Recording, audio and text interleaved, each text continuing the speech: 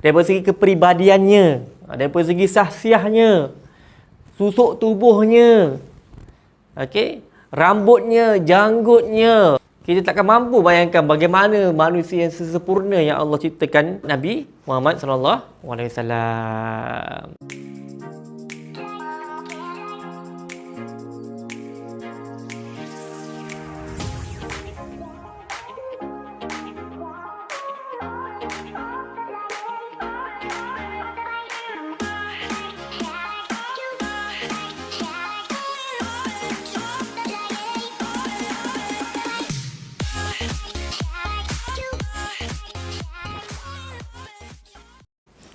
Hai, Assalamualaikum warahmatullahi wabarakatuh. Selamat datang ke Aja Share Channel. Pada korang yang baru saja melewati YouTube ini, jangan lupa subscribe, like and share kepada semua orang agar semua mendapat manfaat daripada segala video-video dan tutorial yang menarik dalam channel ini. Dan jangan lupa tekan butang loceng agar korang semua tak ketinggalan segala info-info yang terdapat dalam channel ini. Okey, baik. Hari ini saya akan ajar PDPR Sekolah Agama Kerajaan Negeri Johor bagi subjek Sirah Darjah 2. Bab yang pertama iaitu keputeraan Nabi Muhammad sallallahu alaihi wasallam. Okey, jom. Nabi Muhammad sallallahu alaihi wasallam dilahirkan pada hari Isnin 12 Rabiul Awal tahun Gajah bersamaan 20 April 571 Miladiah di perkampungan Bani Hashim, Mekah. Baginda adalah Rasul yang terakhir. Ini Khatamun Nabiyyin. Ada Nabi lain, iaitu Nabi yang terakhir adalah Nabi Muhammad SAW untuk memimpin umat manusia. Khataman Nabiyyin yang diutuskan. Sebab itu nama dia Khataman Nabiyyin, yang diutus untuk manusia dan jin. Kelahiran baginda telah membawa rahmat dan nur, yakni cahaya hidayah kepada seluruh alam. Sebab itu kalau kita lihat kita lihat Syama'il Muhammadiyah, kesempurnaan Nabi Muhammad sallallahu alaihi wasallam, baginda seorang yang sangat bercahaya. Kalau kita ingat satu kisah yang mana Nabi semasa itu, Nabi mengikut bapa saudaranya berdagang. Seorang pendeta melihat adanya awan yang memayungi baginda. Kita tak akan jumpa manusia yang sehebat Nabi Muhammad sallallahu alaihi wasallam.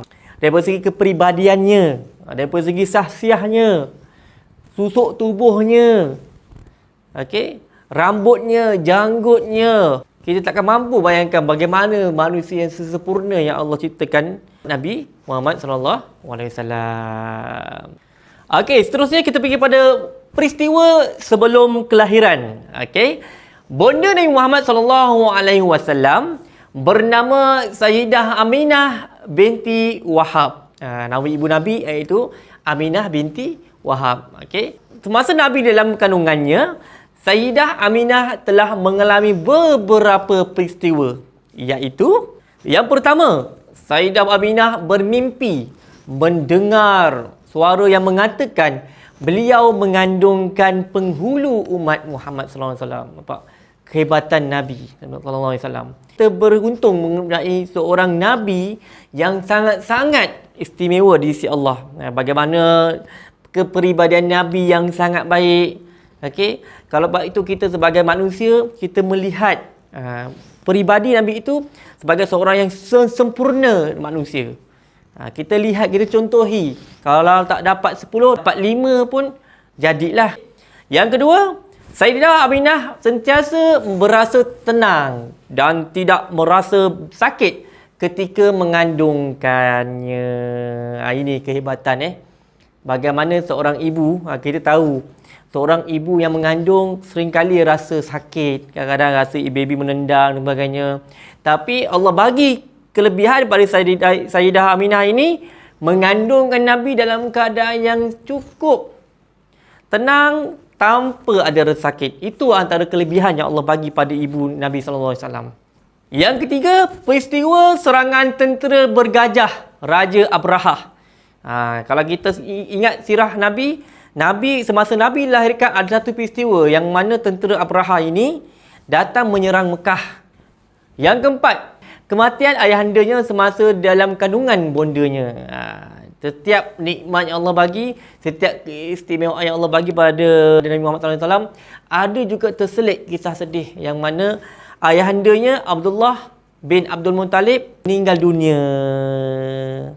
Okey, semasa Nabi pun belum lagi lahir. Itu antara dugaan bagaikan mana seorang anak yang lahir tanpa seorang bapa, dalam keadaan anak yatim piatu, kita melihat antara kesedihan yang dirasai oleh Nabi Muhammad sallallahu alaihi wasallam. Kita pergi pula kepada kisah Raja Abraha ni. Okey, Allah SWT telah menghancurkan bala tentera bergajah Raja Abraha dengan mengirimkan kumpulan burung ababil. Okey, kumpulan burung ini telah melontarkan batu yang panas hingga tentera bergajah hancur semuanya. Bayangkan kisah ini di mana tentera Abraha ini ingin menyerang Mekah. Lalu Allah hantar sepasukan burung ababil membawa batu yang sangat panas. Yang mana hinggakan terkenanya kepada kulit tentera Abraha ini sampai hancur kulitnya. Itu antara bantuan pertolongan Allah SWT semasa peristiwa kelahiran Nabi SAW. Sempena peristiwa ini, maka tahun kelahiran Nabi Muhammad SAW dinamakan sebagai tahun gajah. Sebab apa? Semasa itulah tentera Abraha, yang ini tentera bergajah ini datang menyerang Mekah. Seterusnya, firman Allah Ta'ala, A'udzubillahi minasyaitonirrajim.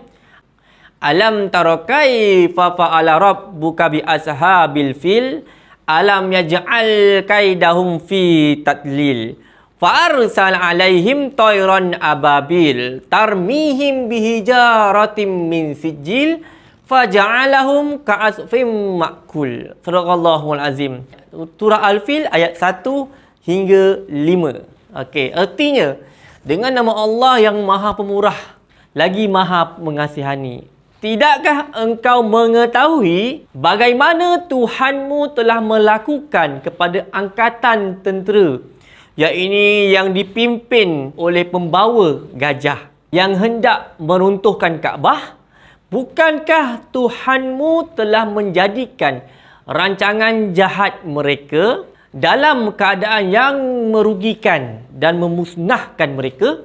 Dan ia telah menghantarkan kepada mereka, yakni rombongan burung berpasukan-pasukan yang melontarkan mereka dengan batu dari sejenis tanah yang dibakar keras. Lalu ia menjadikan mereka hancur berkecai seperti daun-daun kayu yang dimakan ulat. Begitu hebatnya pertolongan Allah. Yang mana semasa itu Allah hantarkan burung ababil ini membawa batu yang sangat panas. Sehingga kan apabila terkenanya batu itu pada tubuh tentera bergajah ini, dia terbakar hancur seperti daun-daun kayu yang dimakan ulat. Pernah tengok daun kayu makan ulat? Awak bayangkan daun kayu itu atau daun yang dimakan ulat tu, macam itulah keadaan terbakarnya. Punya hebatnya pertolongan Allah ini, terbakarnya kulit, terbakarnya badan tentera bergajah ni. Begitulah hebatnya pertolongan Allah SWT. Maka terselamatlah Mekah daripada diserang oleh tentera Abraha. Okey, itu adalah peristiwa sebelum kelahiran Nabi SAW. Okey, seterusnya kita pergi pula kepada peristiwa semasa kelahiran. Jom.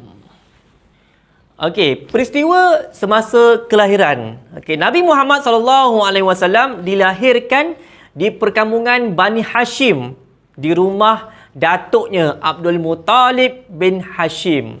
Semasa kelahiran baginda, beberapa peristiwa telah berlaku, iaitu yang pertama, keluar cahaya daripada tubuh Sayyidah Aminah hingga menerangi istana Busra di Syam. Bayangkan, punyalah hebat Nabi ini hingga bercahaya tubuh ibunya sampai ke istana Busra dekat Syam. Bayangkan Syam dengan Mekah itu jaraknya sangat jauh. Cahaya itu sampai ke sana boleh nampak. Punya hebatnya kelahiran Nabi ini. Okey, yang kedua, lahir dalam keadaan meletakkan dua tapak tangan ke bumi sambil mendongak ke langit. Hebatnya Nabi SAW. Okey, yang ketiga, lahir dalam keadaan sudah dikhatankan. Pendapat lain mengatakan dikhatankan pada hari yang ketujuh. Ini pendapat lain lah. Bayangkan Nabi itu lahir dalam keadaan yang dah sunat. Hebat Nabi. Kita lahir dalam keadaan belum sunat. Kadang kata kita sekarang budak lahir sekarang disunatkan pada hari yang ke sebulan, mungkin ada yang umur 12 tahun. Tapi Nabi lahir dalam keadaan yang dah bersunat. Allah bagi keistimewaan yang sebegitu hebat. Yang keempat, runtuhnya 14 lengkungan gerbang istana Kisra Parsi. Bayangkan tiang-tiang tu boleh jatuh, lengkungan dekat gerbang istana tu boleh tumbang di Parsi. Punya hebatnya. Okey, yang kelima, berhala-berhala sekitar Kaabah runtuh, jatuh ke bumi. Kita sudah maklum bahawa sebelum kelahiran Nabi SAW, Mekah sudah pun dikuasai dengan penyembahan berhala. Jadi masa Nabi lahir itu, maka segala berhala-berhala yang dibuat di sekeliling Kaabah itu runtuh, jatuh ke bumi. Itulah antara kehebatan yang Allah beri semasa kelahiran Nabi SAW.